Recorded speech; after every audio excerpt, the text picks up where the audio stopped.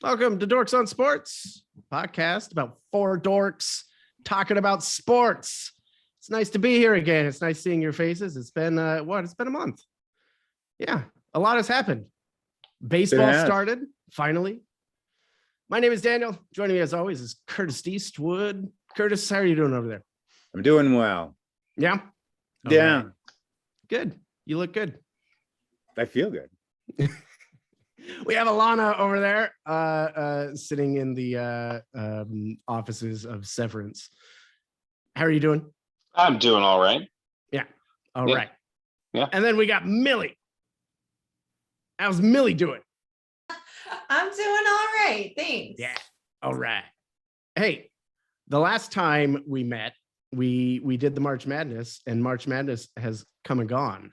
So, Millie, how did we all do? True story. It was quite the tournament. It was quite the tournament. It was a great tournament. It's actually probably the best March Madness I may have ever seen as far as the late rounds. Mm-hmm. I agree. I've never seen it that exciting. I've never seen the final game that close that I can remember. That was such a fun final. Unbelievable. There were a couple of Villanova victories in the past couple of years that were like last minute shots, but that Kansas really nailed that comeback. And that second half comeback was so exciting. Like, it was so good. Yeah. And again, quite a few of those in the late rounds. The only thing, and correct me if I'm wrong, but I do not remember a single buzzer beater in the entire tournament. Oh, we had some incredible ones last year. Yeah. Right. Yeah. Last year was like every game was overtime. Totally. And you're right. I don't remember one. And there were none. Yeah, you're right. It's nuts. That's crazy. A lot of upsets. Yes. For sure. Maybe it's more dominant teams. You know, the point differential isn't as tight this time around because there were some close games, and you know, it just they didn't come down to like a Hail Mary at the end of the game. You know? Right. And I think, you know, part of it too may have to do with just how the season went as far as teams being able to play and COVID and missing games. But I think that really messed with the seeding and the way that those algorithms Absolutely it did. And you saw that in like the first two rounds, I think. Yeah. Made it extra exciting. And speaking of rounds, I just super congratulations amongst the four of us. Dan Wood with 41 correct guesses. We're not going to do points, just guesses. 41. It was far and away the best March Madness I've ever done. And I'm actually like, it's funny because I was doing so well in the beginning that, you know, I had the potential of just like getting amazing points. And then my bracket completely busted like halfway through. And then I got kind of disappointed. I was like, what are you disappointed for? This is like the best March Madness you've ever had. Yeah. And if I may, just quick shout out to Mama Marion, who bested me in the end and is taking home this year's Meckler Bowers Hyde Trophy. Oh, nice. Congratulations. Nice. You're listening. I'm sure you are. This was by far the worst I have ever done in the tournament. I called the St. Peter's upset in the first round. And then I think I had him out in the second round, but I got 16 total games right. 16. It was terrible. I have never done that badly. I think I was doing pretty good, but I couldn't figure out on the app how to select my final four and then my finals game. That app drove me nuts. I was surprised it even saved what I did up through that point. Yeah, I think I did it on the desktop because the bracket was very confusing on the phone, on the mobile. I was trying to do it on the phone. Yeah. I agree. I've been doing it on the CBS app for years now. And this is the first time I did the same thing. I imported one and then I was changing things and building it. And it kept telling me I wasn't done. And I was like, what do you mean? That's what it was doing to me. Like, what am I missing? And finally I figured out like, oh, it's kind of over there. It was it was strange. If anybody from CBS is listening. Sure they are. Your app is garbage. Your app is garbage. We at Dorks on Sports have issues. I deleted it after Yeah, so did Listen to I. that. I was just like, I was done with it. Like, this It's is just, it was Curtis like, you deleted want, it. and for me, it was like, you want Masters content, don't you? And I was like, I don't give a shit about golf ever. And it was pushing me notifications like every I'm still 2 getting hours. emails. Yeah. And so I'm like, fuck this app. Like, get off my CBS. phone. Fucking embarrassing. It's And the they're awful. MLB app Shame is to dumb yourselves. too. That's I just- delete it every that's a year turd. after the tournament for that reason. It is Yeah. so hard to turn off notifications. It gives me spoilers when I record Oh, stuff. yeah. It refuses to listen to me when I say, don't tell me the scores. Yeah. It's a horrible app. And Yeah. if you are listening development, If any of you devs over there at Yeah. CBS are listening, your app is garbage. let us test it out for you. Learn from the NFL app. It's good. So Gives me all the combine notifications and everything. baseball's back. It is. Baseball Yeah. is back. We've had Mariners a won week today. worth of baseball. Mariners coming in hot. They have a lot to prove. They came in. Alana, is this team matching up to expectations? They had a 4-game lose streak that they finally broke today. Mhm. If you just look at the box score, it kind of looks like the Mariners are doing what they've been doing for the past couple of seasons, which is winning tight games. Pitching is okay and hitting not so much. What are your thoughts? So I think the primary thought that I have is the start of this season is hellacious.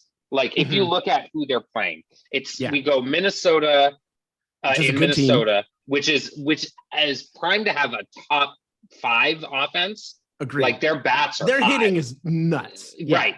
Then you've got Chicago, who is the consensus pick to win the AL Central. Yep.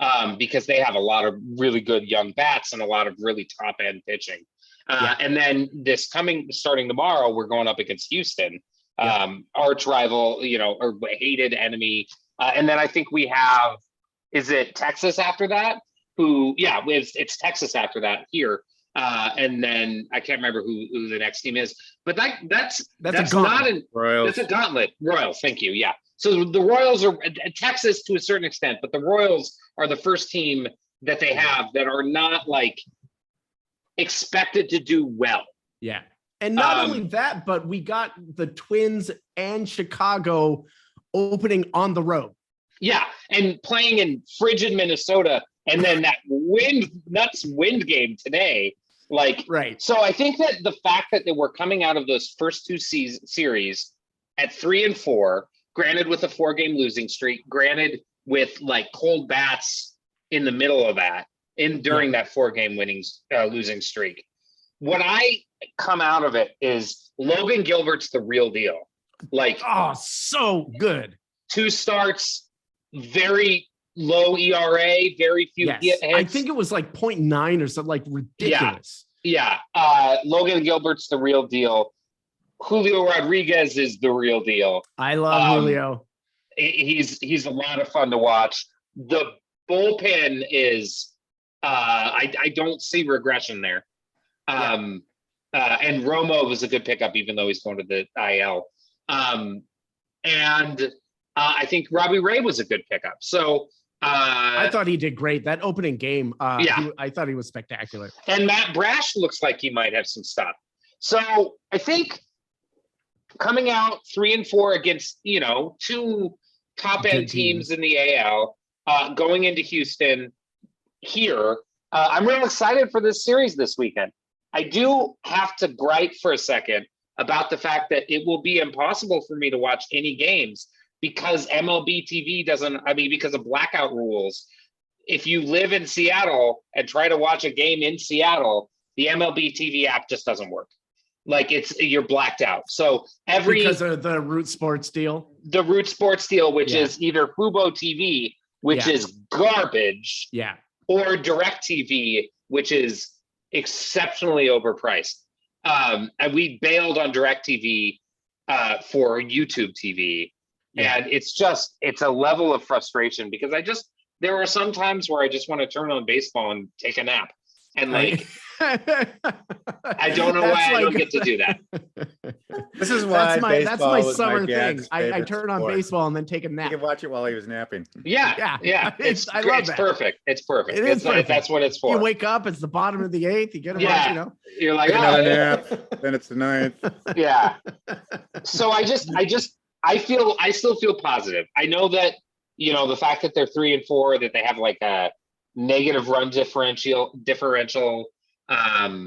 it doesn't feel as good as those first 2 wins of the season did, because those first 2 wins of the season felt awesome. They were great. Yeah. But it's a 162 game season. Exactly. And they've played 7. We can't even get any sort of accurate averages or anything yet. Right. We haven't even played a home game yet. By the way, I'm going tomorrow. Oh, so, nice. I'm super excited. It's going to be cold as hell. Millie, what are your thoughts? Who are some of your favorite ball players playing so far? Well, my thoughts are, as usual, like it's too early. You know, because I am already seeing people are, oh, it's so frustrating. And I'm like they were supposed to come out and win all their games. I don't know. Yeah, it's unbelievable to me in that, also let's keep in mind that because of a lockout, we had a very short training season. Yes. And spring training. Yes. And then we jumped into real baseball. Yeah. And that lineup is definitely still being worked out. It's not like that is a set lineup. Right. Sure. But I just, as with most sporting things, I'm always amazed at how much people are living and dying by the first couple of games. Like, totally. We haven't even played at home, which, by the way, super bothers me because I'm pretty sure we didn't start at home last season either. And considering how the weather is in this country now, this is an ideal place actually to start your season. We don't get rainouts. No, not usually. I mean, we would have had some issues, but we wouldn't have had the issues that we had on the road. We wouldn't have had to skip the first game and make it up and all that. So next year, if we don't start with a homestand, I'm raising hell. I'm going to go protest. Coming for you. Yeah. Yeah. That's right. Make myself a sign. It'll be a thing. But I mean, I love these guys. I do feel like they are picking up where they left off last year. Because what I see is a group, a team that likes each other, having fun, and doesn't ever give up. Because in those losses, it looked awful. And in both cases, in the late innings, they made it close. It wasn't like, I mean, in one game we even had a lead, but a bunch of innings with nothing, and then they're still trying. They don't give up. And that was that winning formula at the end of last year. So to me, that was one of the most important things to see early, is if they were able to keep that chemistry going. And so far, that's what it looks like. Yeah. I think J-Rod is super exciting. I'm definitely on that bandwagon. I really like Kalanick. I think he's and he had a homer today. Yeah. He had a good game today. Yeah. He hit a 100 and something. It's ridiculous. His strength is crazy. It was out of this world. It was bonkers. Yeah.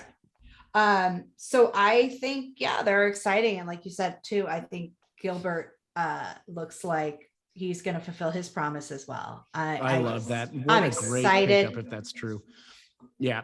I'm super excited. I agree. What I see, even, the batsman cold, but there's nothing that's like a red flag to me yet.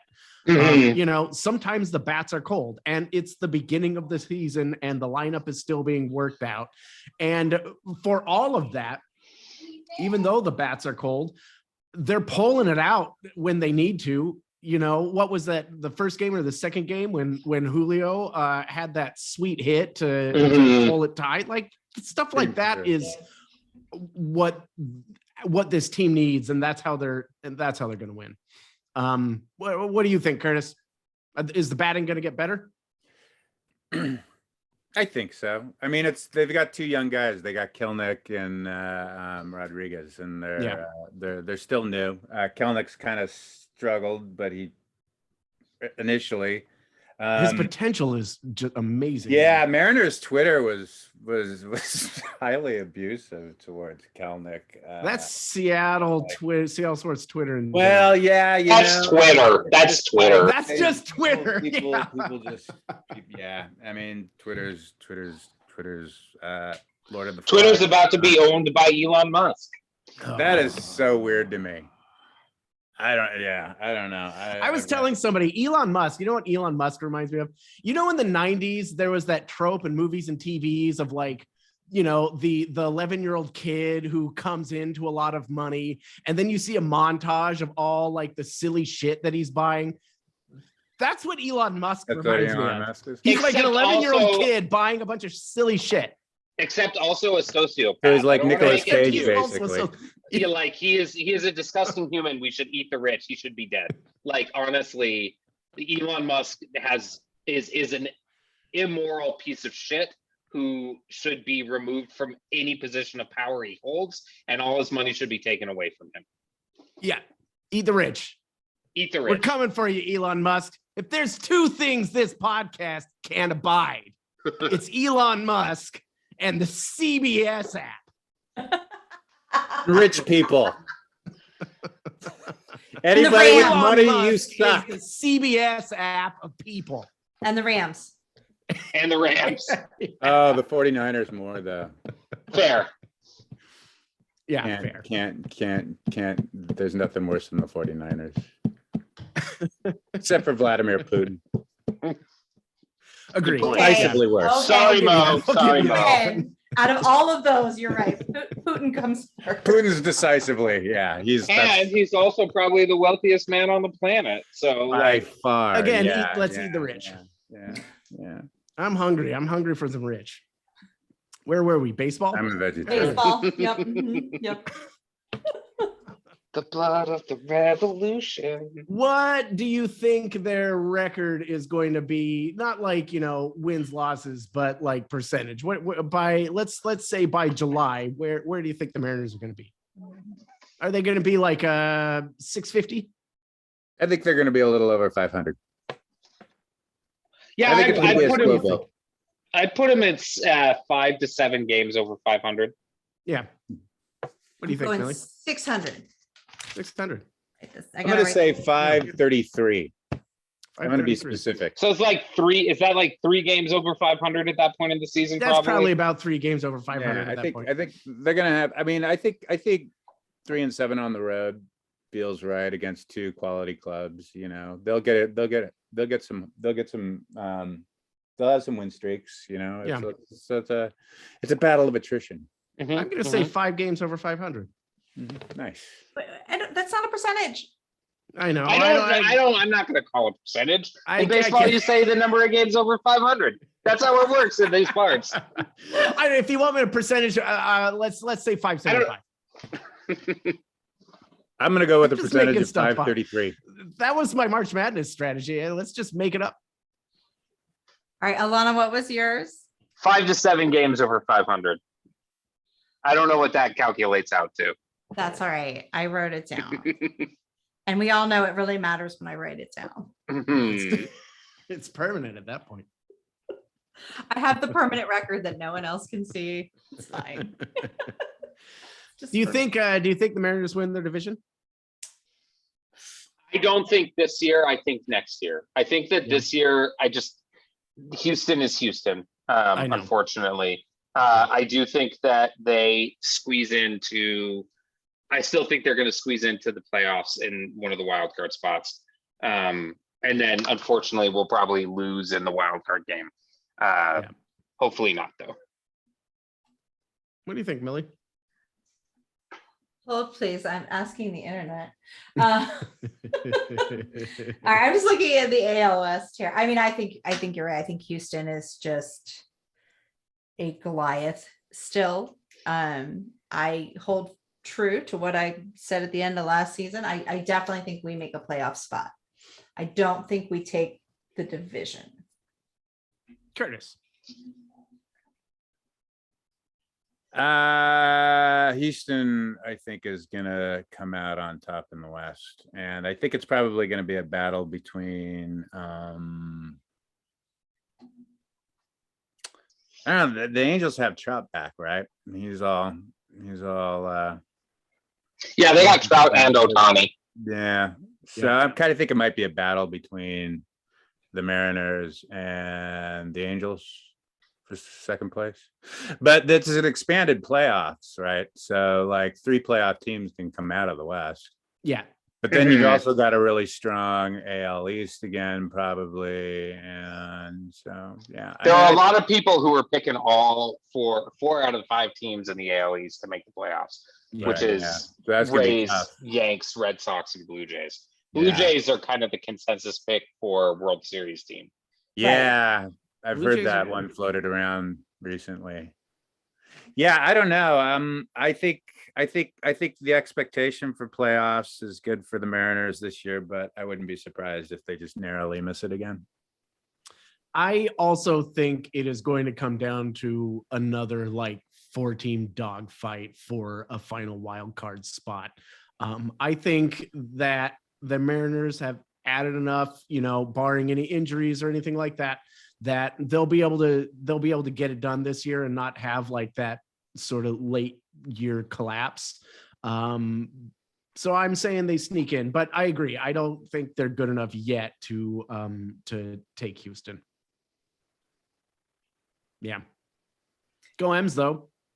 How does everyone feel about the bullpen right now?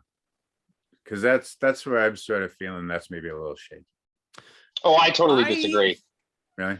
Yeah, I think I feel real good about it. I think Romo is a great pickup. I think that Munoz is throwing 103-degree heaters. I think that Seawald is consistent. I think Castillo's got some juice. I think Steckenrider's got some juice. I think Sadler, once he gets back off the IL, is going to be real good. I think that you'll see some innings coming in from players that are young who they want to get some exposure, like possibly Kirby coming up with a bullpen day or Emerson Hancock. Like I think the bullpen is going to remain a strength that it was in last year. I think that what we've seen this year when the bullpen has bucked a little bit, it's because we were playing 2 of the best offenses in baseball. Totally. That's fair. I feel like I haven't seen enough to make a call yet.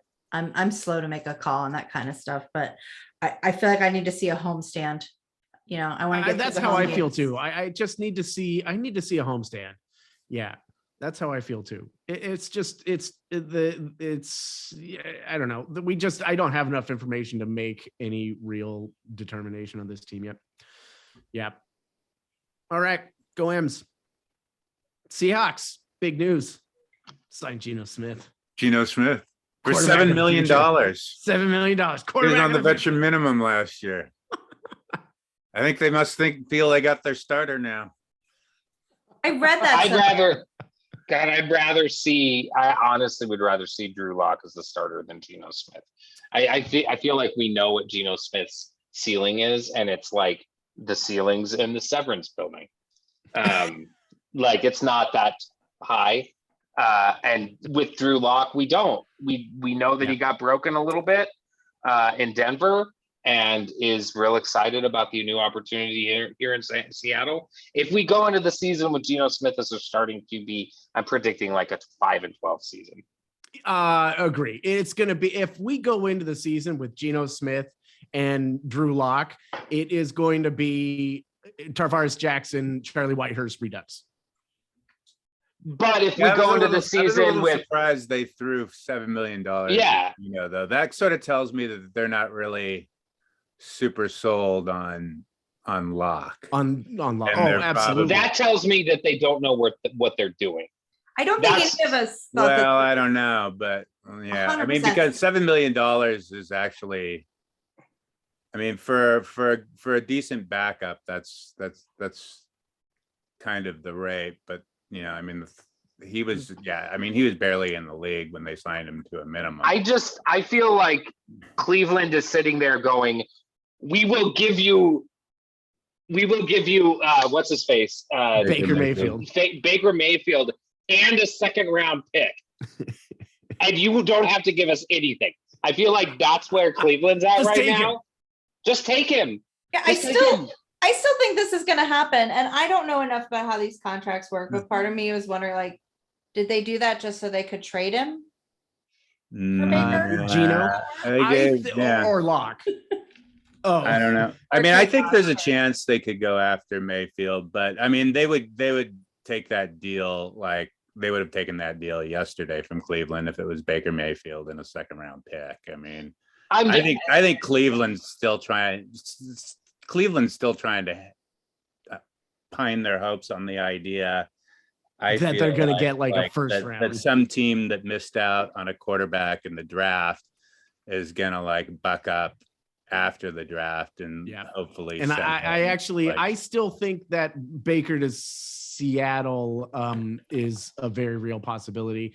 I think both teams are playing chicken right now. I think Seattle's playing chicken and Cleveland's playing chicken. I don't think that they have come to any kind of, consensus of what his value is. I think Baker is or Cleveland is overvaluing him, and Seattle is saying, we know you're not going to keep him into the season. We can wait for you to cut him, and then you're still going to have to eat his salary. So Cleveland totally blew their leverage. They blew their leverage and they threw him under the bus and said the whole like we're trading for a rapist for somebody who's an adult in the room, and like it was just like they Seattle. I mean, you can anybody on the planet is free to criticize Seattle for trading Russell Wilson if they didn't believe that was the right thing to do, but at least Seattle played that right. Like they said, like, oh no, we have no interest in trading him at all. He's our guy. And then all of a sudden, like a week later, they traded made a deal. That's poker. That's playing the game. But like Cleveland's like floating out all this stuff of just like, no, we're looking for somebody who's actually an adult in the room to play quarterback for. They just killed their leverage. Like no team is gonna, because they know that they can just wait it out. Yeah. And I think Seattle is going to do that. I think they're perfectly happy going after the draft to even make a deal. They're going to wait to see if, Pittsburgh is a quarterback needy team. They're going to see if Pittsburgh takes a rookie QB. I think they will. Carolina is another one. New Orleans is another one. All these quarterback needy teams might take a quarterback. And then if they take a quarterback, they're not going to, trade for Baker. Seattle might take if you asked me 3 weeks ago, I would have said, yeah, I think Seattle's going to take one of these kids in the draft. I'm not so sure anymore. And I do think Baker is who they have their sights on. It just feels right to me. Yeah, it feels right. I just he's a Pete Carroll guy. Like he just feels like a Pete Carroll quarterback. I think they could happen. I think that they could get into the playoffs with Baker. I absolutely, especially with the dearth of quarterback talent in the NFC. Yes. The thing that I'm dreaming is that we get to the Super Bowl before Denver does. That would just be like.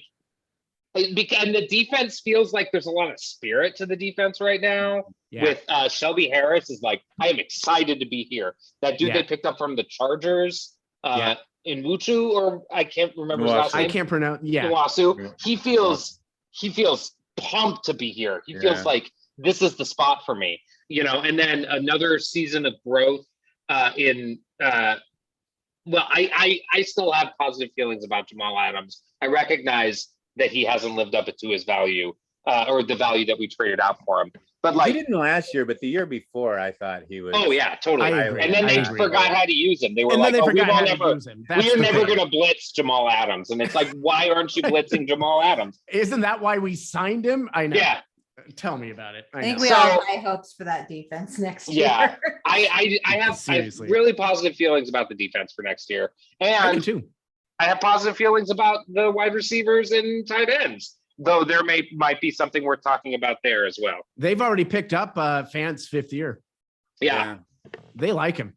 I don't know. I mean, Seattle that offense is loaded with weapons. I think Baker coming into Seattle with power run focus, throwing to DK Metcalf, Tyler Lockett, and Fant, like, with, and if Penny can pick up where he picked up last season, I don't know. I think Baker can totally, if he were on the Seahawks, I think he could take us to the playoffs. I believe in him.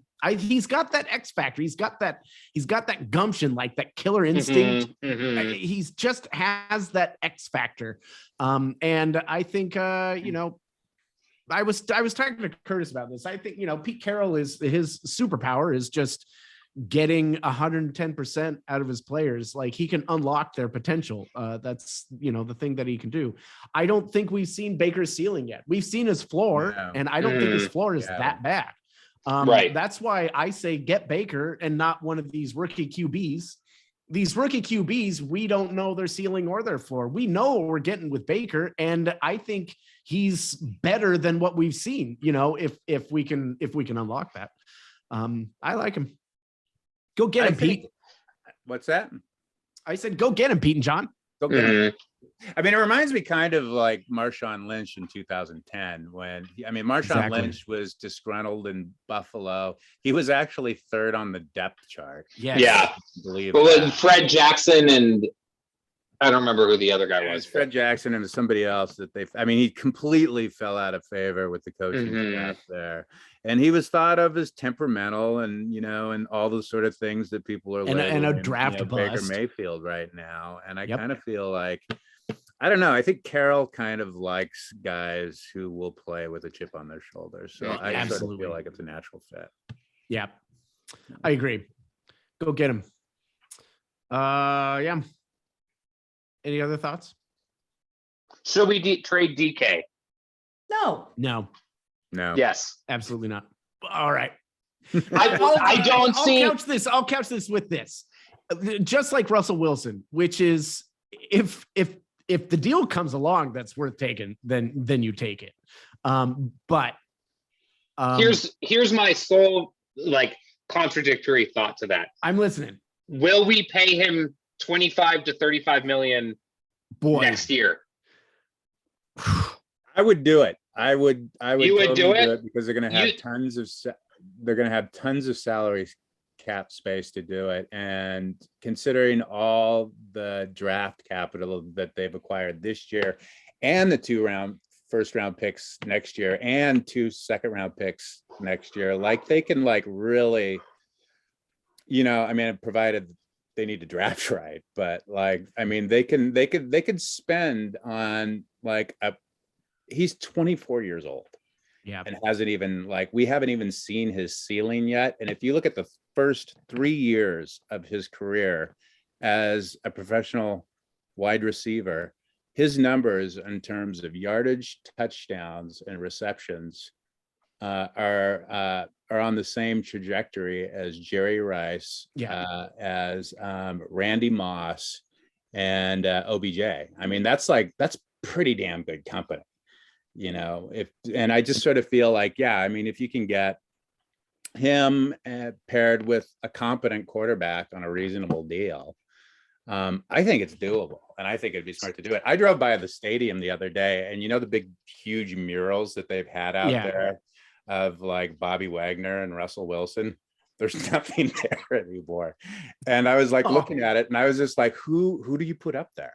And the only thing I can think of is DK. DK is the superstar player. I know there's some players that different people probably like better, like Quandre and Tyler and maybe Jamal, but no, but as a phase of the franchise, but right now it's DK. Young phase of the franchise. I really think it's DK Metcalf. So I would not trade that away. I guess the main thing I think is that if we have a shitty season next year and we don't have a quarterback that is getting him the football and he's not allowed to flourish, right? What is the negative in trading him now for more picks to fully restock the cupboards? Because I feel like right now we can restock the fridge and we can kind of restock the cupboards. But if we get another 3 picks for DK, which is I think what we get, that's like a complete overhaul. And if he doesn't have a good season as the result of Geno Smith or Drew Lock throwing him the football, what reason does he have to stay here when he can go anywhere else and get that $30 million deal or $25 million deal? They could franchise tag him and trade him like they did Frank Clark like 3 or 4 years ago when they traded Clark to. Yeah. I mean, but then you're setting you're setting the terms for the contract for another team in that circumstance, right? Like, yeah. And the team that would trade for him would probably be a Buffalo work or out a deal in place with his agent and all that sort of stuff. Oh, totally. Like, but I don't. I'm worried about the risk of him leaving on not our terms. Yeah. Well, which is what, I was afraid of with Russell Wilson and why I ultimately agreed with the trade, because I don't think Russell was going to stay with this team after his contract. So fucking get something for him. It sounds like DK wants to be here though. Like, I mean, that's my thing. DK was even saying like, this is my team now, like the leaders have gone. It's time for me to step up. Like this is my team. I think he's a Pete Carroll guy. Like 100%. I think he's a Pete Carroll guy. And I think Pete loves him. Again, Pete doesn't see like this as a rebuild. So I don't think he's thinking in terms of like restocking the, cupboards. And I think, and like Pete and John as well, I think are like, if we have receivers like DK Metcalf, Tyler Lockett, and, Fant, then we don't need Russell Wilson. We can get a competent quarterback. We can get, Matt Corral, who gets the ball out of his hands in, a millisecond, who can just, run a point guard offense and we'll be fine. I think that could be true in a Shane Waldron offense. We haven't really seen it yet. And I'm supposedly it's a quarterback friendly offense. That's right. Supposedly the calling card of it. Hey, if we have a quarterback who's willing to throw 15 yards in the middle, we might actually see what the offense could do.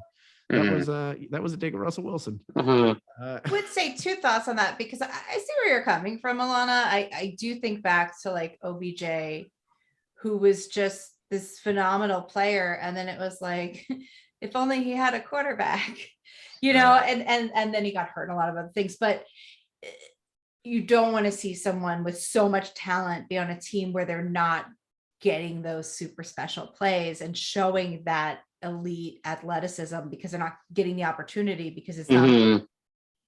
And on a personal level, satisfaction, where is that going to put him? Would he want to stay? And those kinds of questions. And I think it does come down to the piece of this puzzle where we still don't know yet, and we won't until after the draft, and we may not know until the first game of, are we truly rebuilding this whole team, or are we just putting in some pieces to stay contenders? Right. And we're not going to know right away. But I definitely see your point. Like if the magic deal came along, would you consider it? And I don't want to, because I really like DK. And I do think that if we lose him on top of all the other changes, that it could ultimately hurt the fan base, because they're so frustrated and they don't have a player to love. I think there's a lot of reasons not to do that to your team, but I can certainly see that perspective. And just from like a emotional, Homer fan standpoint, Seattle hasn't had a wide receiver like DK Metcalf, and it's kind of fun having an elite wide receiver. I mean, not since Steve Largent, but even then, like DK Metcalf his potential is greater than what Steve Largent was doing. And it would just be really nice to have a Megatron on the Seattle Seahawks. At the height of their career. At the height of their career. Yes. Yeah. We always get them getting rid of them like late. Joey Galloway. Right. So I think that's another reason why we don't want to take that risk where we let someone go and then we're like, oh my God, why do we do that? Why do we do that? The Seattle athlete that DK reminds me of the most is Sean Kemp. Yeah, I can see that. Yeah, absolutely. There's just it's just that physical explosive size and Mhm. that ability to just And to that just competitive destroy the spirit. rim, you know? Yeah. Right. Like it's, I mean, he can, yeah. I mean, and Seattle can, frankly, I mean, even with a lesser quarterback than Russell Wilson, like they could scheme him open and scheme, Absolutely. Plays if they chose to do that. And for all we know, they were calling his number through the course of last season, and Russ just wasn't getting him the ball. There was Russ had way more chemistry with Tyler. Gino played. That was like that 3-game stretch.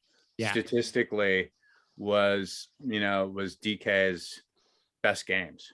And he was doing elite things like, Gino hit him with a 6-yard dump off, and DK Metcalf tossed the cornerback to the ground and took it to the house. Like, that's the kind of stuff he could do. Yeah. He's not just like send him downfield and, toss a 65-yard bomb to him like Russell Wilson used him as. I think he get him in the open field and he does pretty incredible stuff. Mm-hmm. Yeah.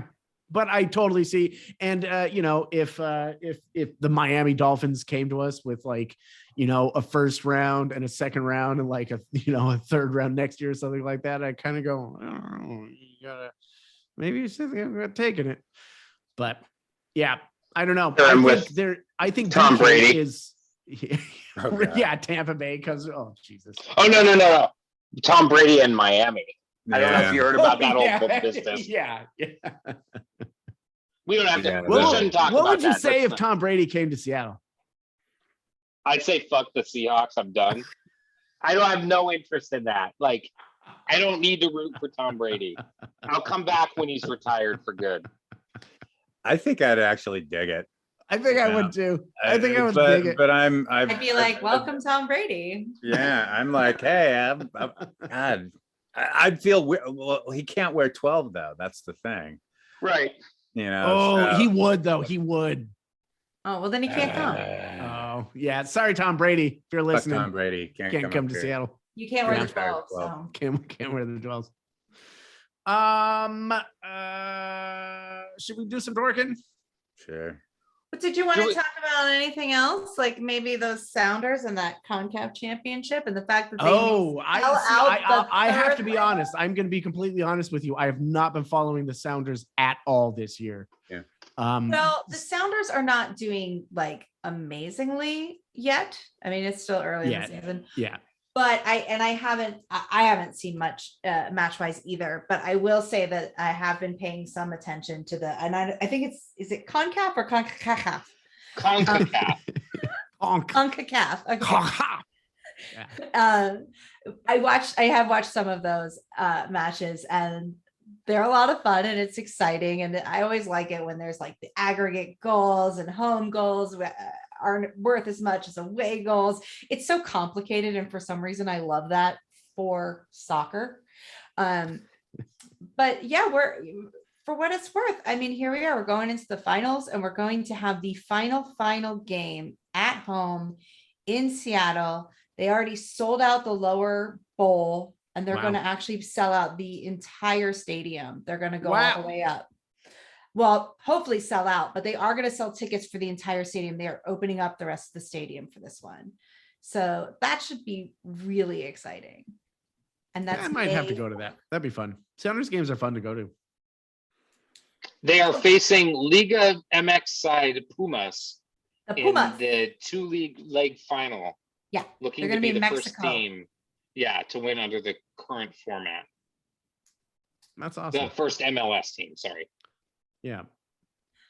That's one of the things I love about the MLS and soccer in general is all the mid-season tournaments. Like there's been a lot of conversation about having like a mid-season tournament in the NBA, and I am all for it.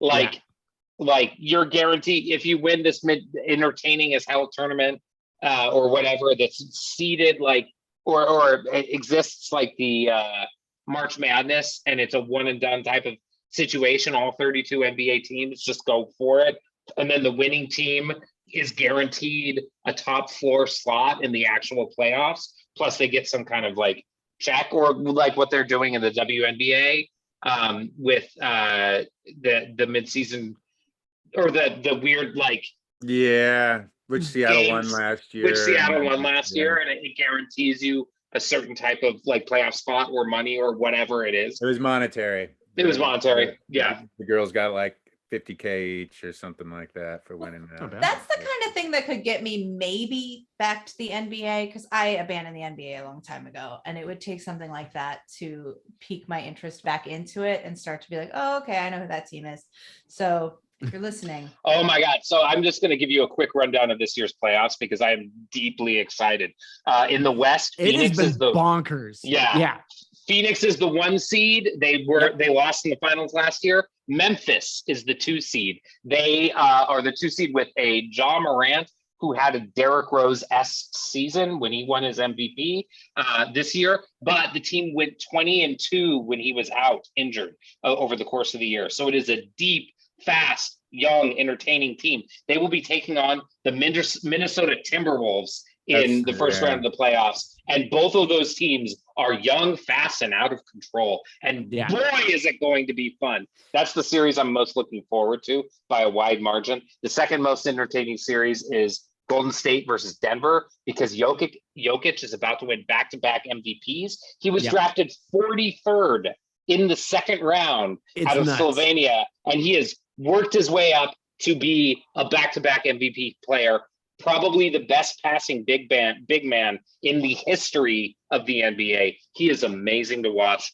I'm also really excited about Milwaukee, but I forgot who they're playing in the first round, because I think that having a chance to watch them go for back-to-back is going to be really fun, because Giannis is a really awesome player. He's my favorite player to watch right now. I think he is so fun.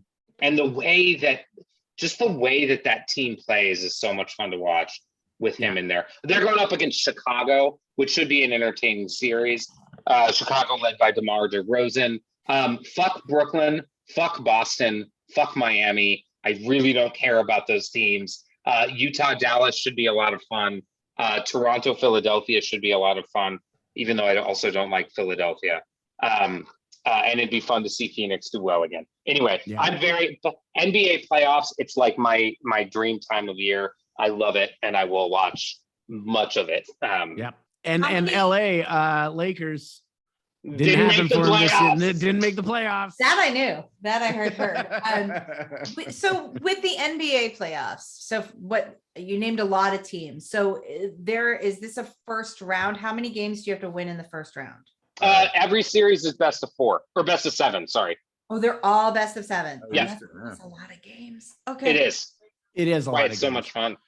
It used to be 5. It used to be 5 when the Sonics lost to the Nuggets. It was 5. A few years after that, and then that was the first 8-1 8-seeded beating a 1 seed, and then the Golden State Warriors did it a few years later against Dallas. I love the NBA playoffs deeply. It's the time of year where I am most likely to be in front of the television. I do too. I usually there's a bar I like to go to in Fremont, and during the NBA playoffs, I just go there a few times a week and just watch basketball. It's super fun. It's become just my thing, my tradition. Which bar? It's called Petoskey's. It's like a Midwest themed bar in Fremont. Don't go there during football season because it's like a Minnesota Vikings bar. Got it. Well, then they'll be primed for the T-Wolves. Yeah. Oh, totally. Yeah, very much. Yeah. Anyway, fun stuff. The Storm had their draft. They picked up 4 players, I think. They picked up the first pick was, I can't remember the gal's name. She's a center. She's a big, and then they got 2 guards in the second round, I think.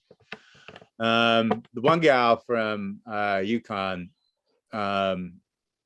looks like she might be a pretty good depth player. They lost my gal Jordan Canada, who was Sue's backup, and I thought was going to be the heir apparent in town, but she's off the roster. So, they need to have somebody soaking up those minutes off the bench at point. So maybe this guy will do it. Yeah. All right. Go Storm. Go Storm. Ready to do some dorking? Sure. Yeah, let's dork out. I'm ready. Curtis. Yes. Dorking out about. You just finished the whole Star Wars prequel saga. It's not done. It's not done yet because I got through the Clone Wars. So I'm barreling through all this stuff because I'm super excited about the Obi-Wan show that's going to start up on May 25th. So I've gone through the Clone Wars. Fantastic. And then I did the Bad Batch, which is a nice complimentary to the Clone Wars. Now I'm on this Rebels thing. And I love it even more than the Clone Wars because essentially it's Firefly. Anybody who's a fan of Firefly should check out Star Wars Rebels because they're doing the same shit, but in the Star Wars universe. And it's got fun animation, but it's the same sort of bantery sort of stuff, the sort of good guys with sort of issues and things like that, and I'm having fun with it. Yeah. But the biggest thing I've been dorking out about is I finally watched that Spider-Man movie. Nice. What'd you think? I thought So we can tell you that there's fantastic. 3 Spider-Men now. There's 3 Spider-Men in there. Oh yeah, I found that out like 2 months ago. And can I just say can I just go on another like semi mini rant of like why this was not available? I would have paid $50 to stream this thing. I'm such a Spider-Man nut. But my wife is like militant about the fact that I can't go sit in a movie theater because we've got an unvaccinated preschooler. So I was just really super because I paid for the Black Widow movie and the other couple ones that came out, and they didn't offer this one for me to just sort of pay and watch on my big screen. But I don't say this I say this with full recognition of your feelings on this, and not to dismiss those feelings. But I think that the arrangements that these companies have with theaters and then also with the unions that they're paying to work on the movies dictate certain requirements in terms of the amount of time that it's in the theatrical space. And that by moving it to a scenario where it's digital on demand, even if you're paying $50 to see it, that is impacting the pocketbooks of people who are best boys and grips and working in food services, working in security, working in all of these smaller roles that are, we all know as theater people, are extremely significant to the overall success of a production. And I think we do have to keep that somewhat in mind. Again, not meaning to dismiss your feelings about it, but I do think that everyone in the film industry that isn't on screen benefits a lot more by this being in the theaters for the amount of time that it's in the theaters, because that can mean their continued livelihood in a way that a virtual on demand or digital on demand production does not allow for them. Yeah, so they make their money off of like the residuals from the screenings in the theaters. And this all came to a head, I don't know, like 5 or 6 months ago, because Scarlett Johansson was supposed to get a bonus from her contract, depending on how much money the Black Widow movie made in a release. And the Disney essentially wouldn't count the money that it made in the on demand, and she took him to court over it. And I think that really shadowed the decision to just make the Spider-Man movie available in the theater. But also we have to remember that the Spider-Man property is also like half owned by Sony. Yeah. And so that's frustrating. Sony might have an agreement with another streaming service that might have gotten in the way of that. Mm-hmm. Yeah. Anyhow, I just frustrating. I just thought it was a fantastic film, and I'm glad I finally watched it. The Peter Parker's always been sort of my guy, and the fact that I got 3 Peter Parkers in that film together, and they were just all fantastic playing off of each other, and they had such Andrew good chemistry Garfield with each was other. just he was so good. I mean, all 3 of them. Tobey Maguire, middle-aged now, going back and playing that as the older Peter Parker. I love that. It was just, just the 3 of them off of each other. I was like jumping off of my couch at various points. Like, yeah, I don't know. I'm excited. I had a really strong emotional reaction to that movie. Like at the end of it, yeah. I just started weeping. There was something about like the whole journey that just like got me. And I think it was watching, Tobey Maguire was my Spider-Man. Like when I was, very young, 20 years old or whatever, that's when his movies were coming out. And then seeing like Tobey Maguire, my age, playing Spider-Man, and then like the journey that they've kind of hinted at with his Spider-Man and this journey that he's gone through, and the Spider-Man that is now middle-aged and gone through all this stuff, and I'm kind of like mirroring or projecting my own shit onto there, and it was just like really cathartic for me. I don't know. And there was like this moment where the Marvel's Peter Parker was losing himself to his emotion, and Tobey Maguire is the one who stops him. And there was this really beautiful moment where he doesn't say anything. It's just the look in his eyes, which is like, you don't want to go down this path. I've been there, like, trust me. And it was just like the pain in his eyes and the empathy in his face. And there was like something about it. I was just like, oh God, this movie. Nah, I felt that moment. That was great. Yeah. I loved it. I thought it was so fun. I loved seeing like, it was total fan service, but like Alfred Molina coming back, even in his weird, like CGI, like youth filter, was super fun. I don't know. I had a good time. It was pretty amazing. I sort of accidentally saw it opening weekend. So I really like Spider-Man. I love all these movies, but to be there with serious fandom, I mean, every moment, every reveal was cheers and applause. And it was also the first time a lot of people were in a movie theater with a lot of other people. That's why I say sort of, we really didn't mean to go to an opening weekend movie for our first movie back, but we did.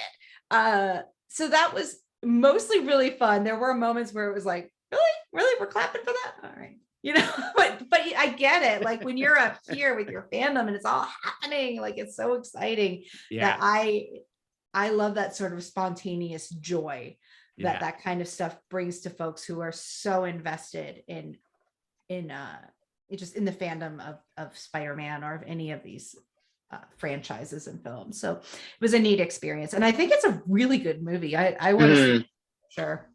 I bought it. I've watched it twice now, I think. Nice. It holds up. Go back and watch the Andrew Garfields. I'm not sure how many are there, because I'm not sure I saw them all. I think it was supposed to be, originally a trilogy, but the second one blew. Yeah. I don't think I'm not sure I saw the second one. So the first one I really liked, and the second one just kind of, for whatever reason, I never made it to see that. I think the reviews came out and I was kind of like, oh, maybe I'll just rent this one later on. I really like Andrew Garfield. He's really had a good year. He was so good in Tick, Tick, Boom. He was so good in Tick, Tick, Boom. I thought he deserved the Oscar for that. Like, I agree. I don't like Will Smith as an actor. We don't have to talk about that, but like it was kind of preordained that he was going to win, it seemed like. And I was just like, please, Andrew Garfield, because I just thought his performance was so incredibly dynamic. I do too. Especially as like a guy who only recently trained to, song and dance. Yeah. No, wow. I think that's incredible. I think relatively recently. Yeah. Right? I mean, like, well, he didn't really have like a singing musical background until Lin-Manuel cast him, and he went into like a year-long training program. That's awesome. I loved him in that show. Yeah. Well, then he even more deserved an award. I know. I still haven't seen it, if you can believe it, because I do love musical theater. It's terrific. If anything, just watch like the hit numbers on YouTube, because I've seen that twice. Yeah. I might be ready now. Part of it was I knew I was probably just going to cry through the whole thing. Yeah. So I remember like, and then the Oscars were coming and I was going to watch it. And I was just like, I can't, I'm not in the right emotional headspace to watch something that's probably going to make me burst into tears after one song. So I only watched 2 of the contenders leading up. I did West Side Story, and which I thought was a pretty decent, reboot of it. And I like the gal that won Best Supporting for it. And then I watched the Belfast movie, and I mean, it's black and white, Kenneth Branagh in Belfast. Don't know what else to say about it. Judi Dench is great. Millie, I only saw a few, and I used to make it a point to see all of them, or I would usually cram as many as I could into the final weekend because I'm a total procrastinator. And this year, I just couldn't bring myself to do it. And I think part of it was because maybe the weekend before or 2 weeks prior, I forced myself to watch Nightmare Alley, and I just hated it so much. And I know that a lot of people really enjoyed it, but I detested this movie for multiple reasons. And I was just like, I can't do it this year. I can't force myself to watch movies that I'm not excited about. Was Nightmare Alley nominated? Yeah, I think it was. Yeah. So was Don't Look Up, which I liked, but it was like, why is this Best Picture? Yeah, they've been doing that. Like, what, they expanded the Best It's Picture 10 now. Yeah. Well, and they did it to include more things like Spider-Man. And Marvel, like, to expand the idea of what a Best Picture can be. And I appreciate that. And I like Don't Look Up. I know same thing. A lot of people didn't, but I really appreciated it. But I don't know. I would throw it into a Best Picture. I didn't see it. I don't know. Better comedies, and there were better action films. Like, we could have done better. And then that didn't get a single nomination. Like, come on. Like, that was the best movie of the year. Like, Coda was fine. I appreciated Coda. It's nice that it won. It's unfortunate that it was produced and directed by someone who is not a Coda herself. That is unfortunate because she has now taken that title as something that could be meaningful to that community and removed their access to it. So that sucks. But the movie was excellent and entertaining and heartfelt and everything like that. So. And that was the best movie of the year. I stand that movie. Yeah. What movie? I'm sorry, I missed what you said. Was it Annette? Annette. It's the weird Adam Driver and Marion Cotillard, and it's an opera. Like, it is a full-on opera in form and storytelling, in the acting, and that's the thing I think that probably took people out of it, because it is some of the most unusual acting and choice wise that I've ever seen, and it's like an Adam Driver movie. It's Leo Carax. He's a French director, and it was Sparks, the music duo out of LA from the 70s that recently re-exploded. They wrote all the songs for it. It's unbelievable. It's so good. I think, and it's shocking to me that it didn't get a Best Score nomination. Shocking, but Simon Helberg's in it. I loved it. I'll look for that one. It's on Amazon. About Millie. What's that? What are you darking out about? I'm in a little bit of a rut with my dorking, but I'm working on finishing some stuff, and I was very excited to finally finish Peacemaker. And so I'm going to dork out about it. I think I may have mentioned it previously, but now I finished it, and I'm not going to say a lot about the plot because I don't want to ruin it for Curtis or anyone else.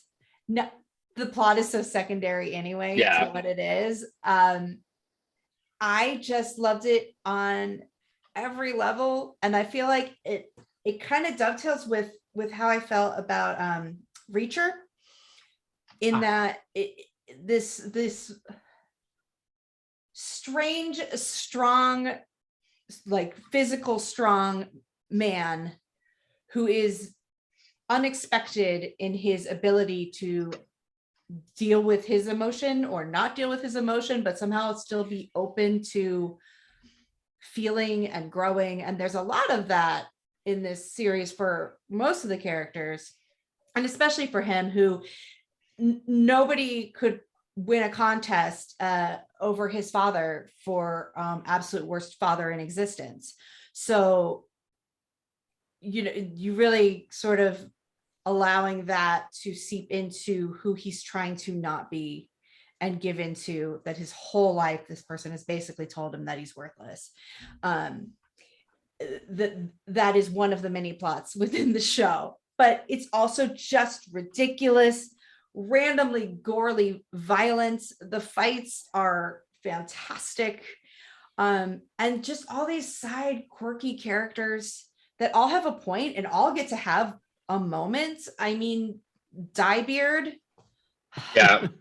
Oh, that's so emotionally devastating. That moment is emotionally devastating. Yes. And you don't see it coming. Like, not at all. It starts and you're like, okay. And then by the time you get to the end of this monologue that I think is in maybe the last episode. Yeah. And you're like, holy shit, why am I crying? Right. Like, it's just that kind of show. It takes you by surprise. Danielle Brooks, to me, is the star of the show, because she experiences so much of it as an everyman or every woman, but at the same time is a very complicated and has her own story. And I loved that towards the end, she's just sort of, I'm born to it.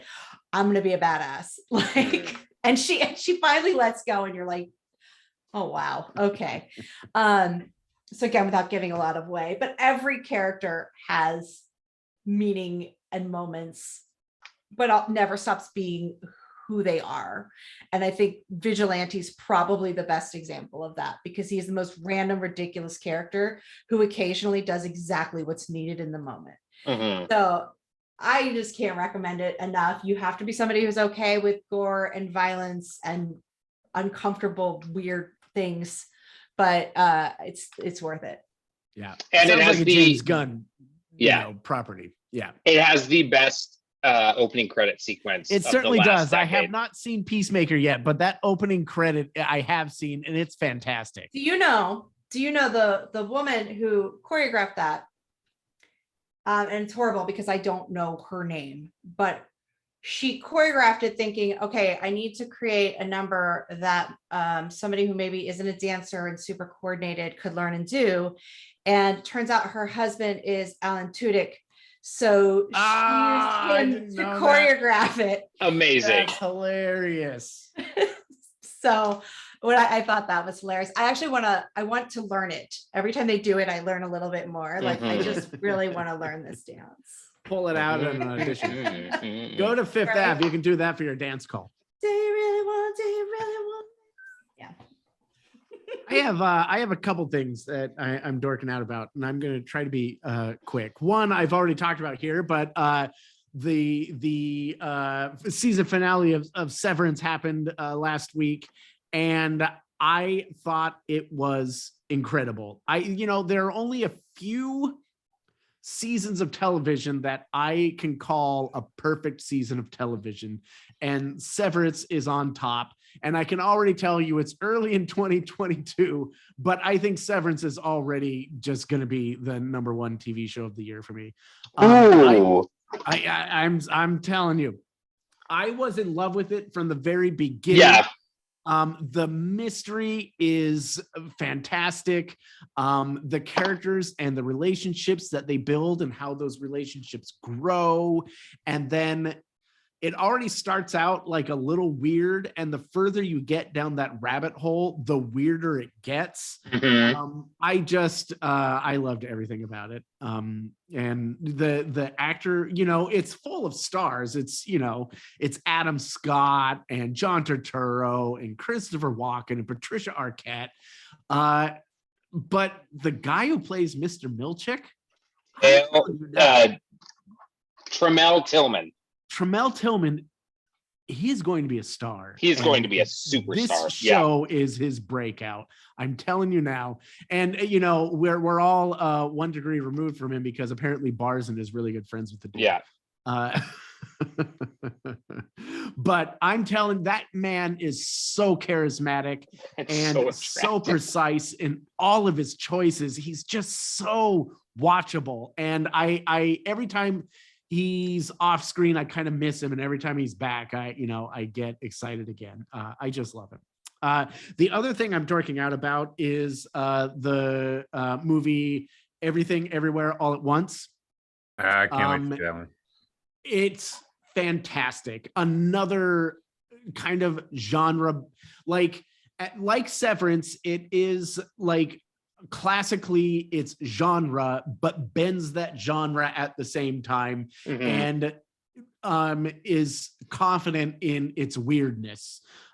It's about it's about a woman, Michelle Yeoh, who is dissatisfied with her life. She's middle-aged, she's an immigrant, she owns and operates a laundromat with her husband, who she just kind of puts up with, and has a bad relationship with her daughter, and she's visited by another universe's version of her husband, who says that there is a threat to the multiverse, and her version of her character is the only one who can save it. And she's pulled into this threat and goes through the multiverse, and it's not afraid to go to like weird places of the multiverse. And the Daniels are the one who directed it. They typically do kind of strange and at sometimes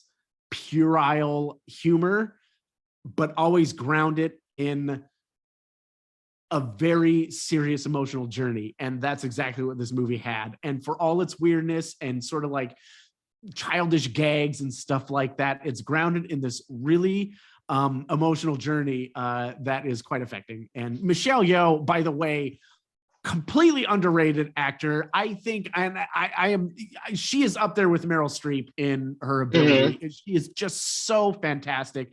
And the man who plays her husband is the one who played Short Round in Indiana Jones and the Temple of Doom, who's coming back in front of the cameras. He's typically a director and fight choreographer, but he came back in front of the cameras, and it was a delight to watch him. It was fantastic. All the acting in it is. And James Hong is in it too. I've been in plays her 500 movies. Yeah, totally. And he's great.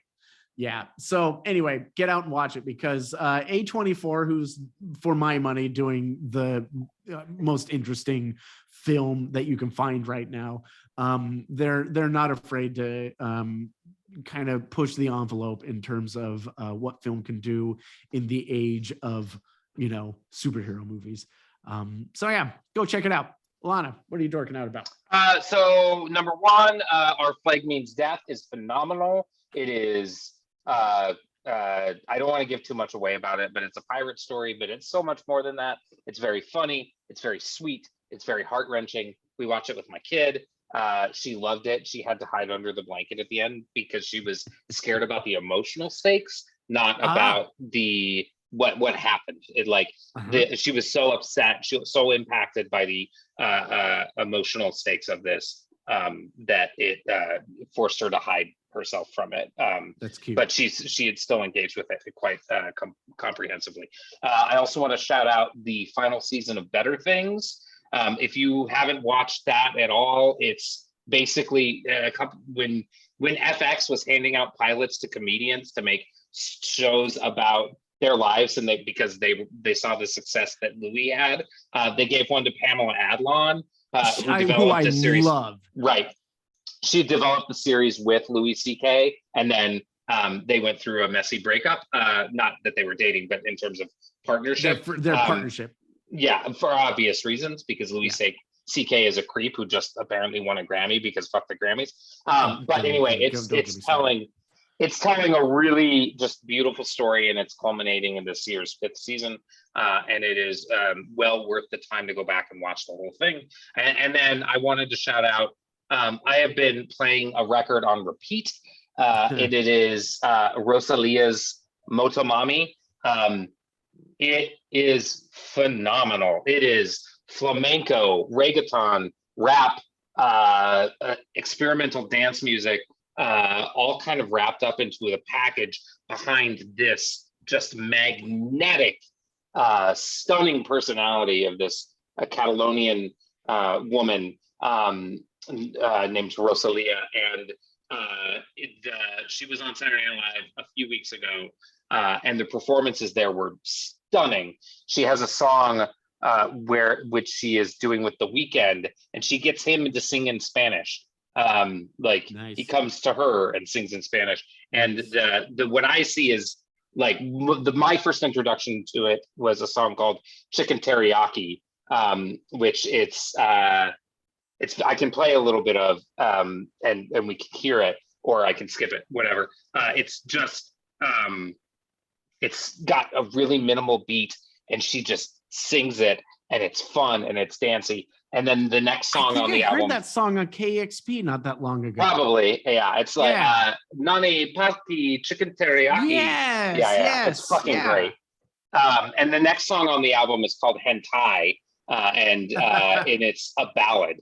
And it's so good. And the whole album is a concept album that is just describing her relationship with her body and feminism and everything around that. And it's beautiful, and I love it. That's fantastic.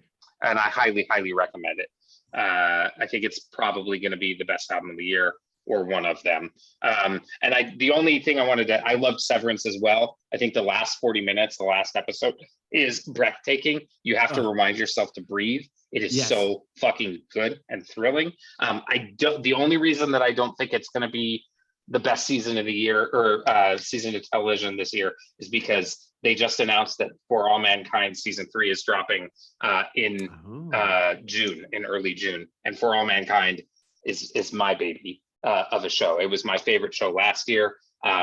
I think that they are going to top themselves this year. And if they do that, then it will be my number one with a bullet. So nice. That's me. That's it. But I like it. Motomami. So I'm going to check that out. Yeah. The other thing, speaking of music, I want to dork out about Wet Leg. Just released their debut album, and if you haven't heard Wet Leg, they are super fun. So you should check them out. Just super catchy, really sort of like weird, punky. I don't know. I like it. Nice. Curtis has is that Earl? This is Earl. That's Earl. Earl the cat. If you're listening to the podcast, head over to the YouTube channel to see Earl the floppy cat.